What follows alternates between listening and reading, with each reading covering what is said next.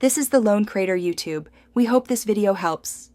You start by confirming the essentials: your Switch 2 firmware and HDMI 2.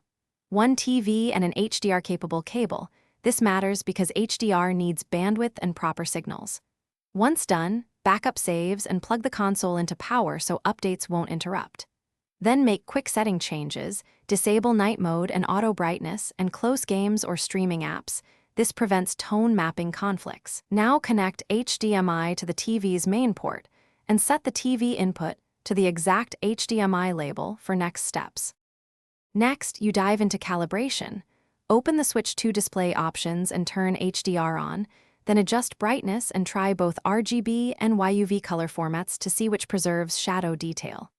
Meanwhile, on the TV, enable HDR, HDMI deep color and set the input to 10-bit where offered. This unlocks full color depth. Once both sides accept HDR, play an HDR demo or HDR-enabled game. Note clipping and highlights and crushed blacks.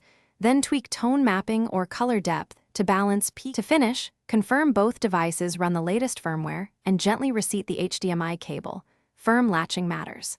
If HDR still fails, swap HDMI ports or use a certified HDMI 2.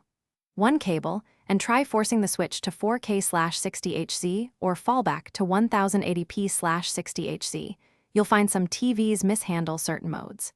If nothing changes, power cycle both TV and console. Reset the Switch display settings, then retest.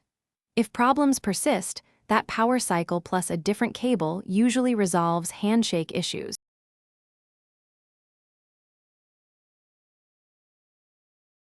Thanks for watching.